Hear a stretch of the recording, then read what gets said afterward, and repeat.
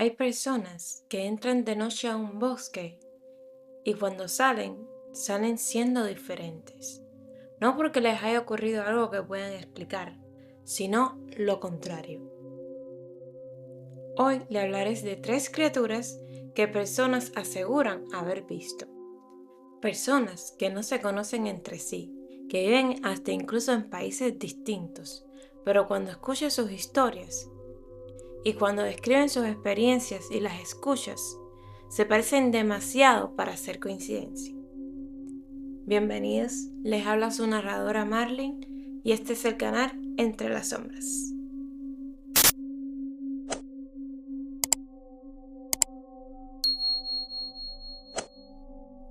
Vamos directo a la primera.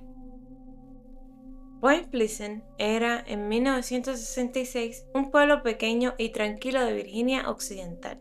El tipo de lugar donde todo el mundo se conoce y donde nada fuera de lo ordinario ocurría.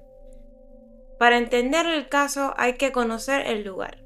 Cerca del pueblo existía una zona industrial abandonada conocida como TNT Area, donde durante la Segunda Guerra Mundial se había fabricado munición para el ejército.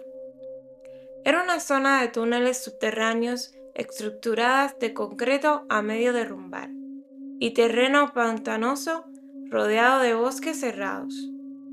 Los jóvenes del pueblo la usaban como zona de paseo nocturno. Era un lugar oscuro y apartado, pero nadie esperaba encontrar nada que no fuera un animal del bosque. El 15 de noviembre de 1966, 2 parejas jóvenes, Roger y Linda Scarberry y Steve y Mary Mallet, iban en carro por esa zona entrada la noche. Los 4 eran personas completamente ordinarias, sin historias de experiencias paranormales, sin interés particular en ese tipo de temas, y entonces los faros del carro iluminaron algo al borde del camino. 4 personas en el mismo carro viendo lo mismo al mismo tiempo. Ese es el primer avistamiento documentado del Mothman. Y lo que describieron al día siguiente en la policía, sin haberse puesto de acuerdo, es lo que hace este caso que sea difícil de ignorar. Lo que los 4 describieron a la policía era consistente en todos los detalles. Una figura entre 1,80 m y 2 metros de altura, de aspecto humanoide pero con alas enormes plegadas contra la espalda, y 2 ojos rojos que brillaban con una intensidad que describieron como imposible, no como reflejos de los faros, sino como fuentes de luz propia, como si los ojos generaran su propia luminosidad. La figura no estaba de pie, estaba agachada en el borde del camino. Cuando el conductor arrancó para alejarse, la figura desplegó las alas y lo siguió. Lo siguió por la carretera, velocidades en que el conductor estimó en más de 150 km/h, sin esfuerzo aparente, planeando sobre el techo del carro sin perder distancia. Solo se detuvo cuando llegaron a la zona iluminada del pueblo. Las 4 personas entraron a la comisaría esa misma noche a reportar lo que había visto. El oficial de guardia describió en su informe que los 4 estaban claramente alterados pero coherentes y que sus relatos coincidían en cada detalle. Que los 4 fueran a la comisaría a describir qué es lo que vieron, sin coordinarse, sin ponerse de acuerdo, es lo que hace que este caso sea diferente a los otros. No lo pensaron, fueron directo a reportarlo. Durante los 13 meses siguientes, más de 100 personas en Point Pleasant y los alrededores reportaron avistamientos de la misma figura. Siempre la misma descripción: humanoide grande, alas enormes, ojos rojos que brillaban solos en la oscuridad. Algunos la vieron en el TNT Area, otros en sus propios patios, otros desde sus ventanas de noche mientras revisaban algún ruido. Los reportes llegaban a la policía con tanta frecuencia que el jefe de la policía de Point Pleasant declaró públicamente que no sabía de qué estaba ocurriendo en su pueblo. Un periodista llamado John Keel investigó el caso durante meses. entrevistó decenas de testigos y documentó algo que iba más allá de los avistamientos visuales. Varios testigos reportaron llamadas telefónicas con interferencias extrañas después de sus avistamientos, visitas de hombres de traje oscuro que llegaban a su casa sin identificarse, y les hacían preguntas sobre lo que habían visto, y en varios casos sueños recurrentes con imágenes de algo catastrófico ocurriendo en el pueblo. Un testigo, Mary Hay, periodista local que había cubierto varios de los avistamientos, reportó que la figura apareció en su propio trabajo, parada en el estacionamiento mirando hacia su ventana. Point Pleasant vivió 13 meses en lo que algo que nadie podría explicar merodeaba por las noches. El 15 de diciembre de 1967, exactamente 13 meses después del primer avistamiento, el puente Silver Bridge, que conectaba Point Pleasant en Ohio, colapsó durante la hora pico del tráfico vespertino. 46 personas murieron en el río de Ohio. Fue una de las tragedias más grandes de la historia del estado de Virginia Occidental. Los avistamientos de Mothman cesaron completamente después del colapso del puente. Nunca volvieron a reportarse en Point Pleasant. John Keel, el que había documentado todo durante 13 meses, publicó su investigación en el libro The Mothman Prophecies en 1975. Lo que Keel propone en el libro no era que el Mothman causó el desastre, sino que su aparición durante 13 meses fue una advertencia que nadie pudo leer a tiempo. El puente de Silver Bridge fue construido en 1928 y tenía defectos estructurales que no habían sido detectados en décadas de inspecciones, pero los avisos, según los testimonios de los testigos, llegaron de otra forma. Lo que no puedo resolver del Mothman, que es llamado en español el hombre polilla, no es el avistamiento entre sí, es la coincidencia temporal. Una criatura que aparece 13 meses exactos. Varios testigos describen presentimientos de catástrofes. Puede ser coincidencia, pero es una coincidencia que sigue inquietando a las personas que conocen este caso. Antes de contarles esta segunda historia, necesito decirles algo. En la tradición navajo, hablar del skinwalker o Ninaldoshi en su lengua se considera peligroso. No porque sea superstición, sino porque la tradición dice que describirlo o nombrarlo en detalle atrae su atención a esos quienes lo hacen. Lo menciono porque testigos que existen sobre esta criatura casi siempre vienen de personas que no son de Navajo, que se encontraron con algo en el desierto o en los bosques del suroeste de Estados Unidos y que no tenían ningún marco cultural para entender lo que vieron. Según la tradición navajo, describen al skinwalker como un hechicero que ha cruzado límites que no deben de cruzarse. Y según esos relatos tradicionales, puede transformarse o coger forma de animales, o de imitar la apariencia de personas conocidas. ¡Qué miedo! De acuerdo con los relatos, no sería ni un animal o una persona, sino algo que usara ambas formas según lo necesitara. Y las características más perturbadoras de su imitación humana es esta: casi siempre hay algo ligeramente incorrecto a cómo se mueve.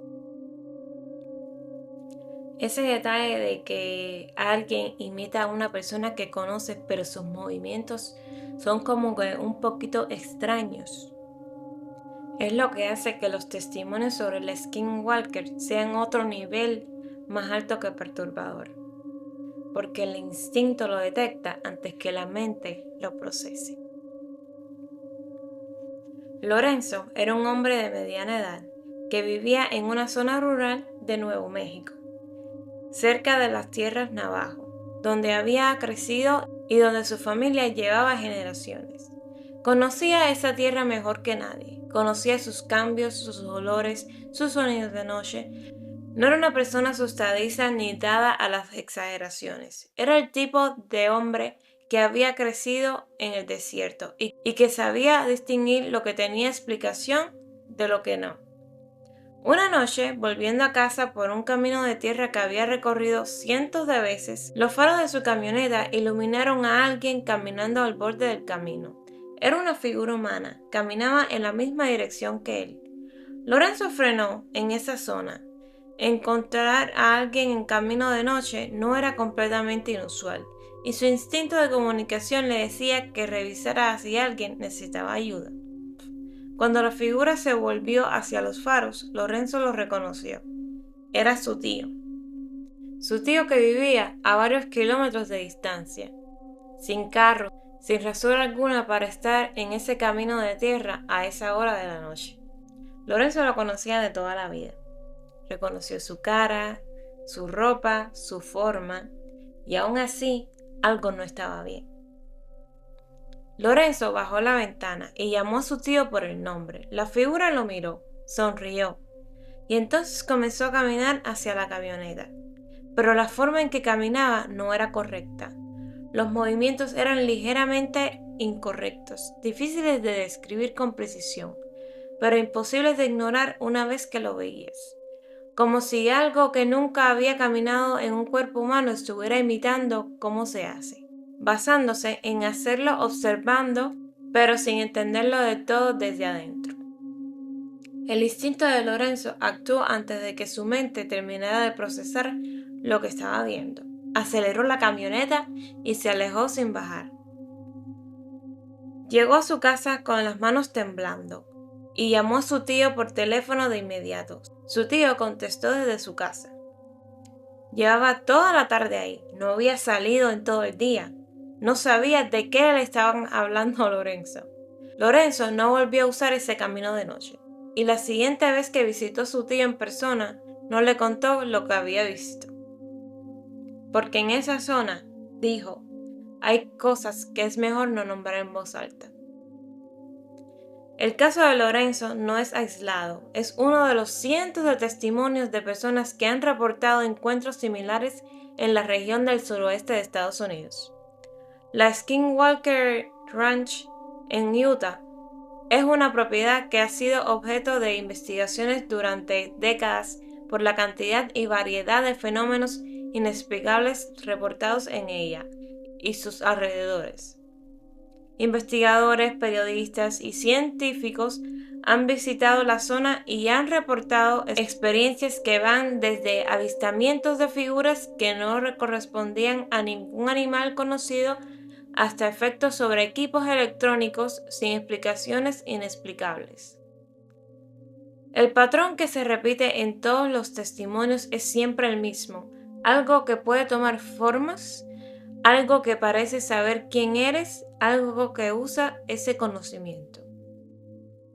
Los miembros de la comunidad navajo que han hablado del tema, los pocos que lo hacen, coinciden en algo, que muchos relatos tradicionales aconsejan no responder si algo te llama por tu nombre en la oscuridad usando una voz conocida, no detenerse, no mirar. Lo que más me eriza la piel de toda esta historia es el consejo final. No respondas, no te detengas, no mires, porque eso implica que hay una lógica en cómo coopera, que responder o detenerse tiene consecuencias, y que alguien en algún momento aprendió de eso de la manera más difícil. En el verano de 2008, un grupo de 5 amigos adultos, todos entre 20 y tantos y 30 años, acompañados durante una semana en los bosques cerca de Hultsfred, en el sur de Suecia. Eran personas sin ningún interés en lo paranormal, iban a desconectarse, a caminar, a pasar tiempo en la naturaleza, lejos del trabajo y la ciudad. Bosques de esa zona de Suecia son densos, oscuros incluso de día, por la cobertura de los árboles y tienen las características particulares de que el sonido se mueve de manera extraña entre ellos. algo en que los campistas experimentados de esa región conocen bien. Los primeros 3 días transcurrieron completamente sin incidentes. Caminatas largas, noches tranquilas, exactamente lo que habían ido a buscar.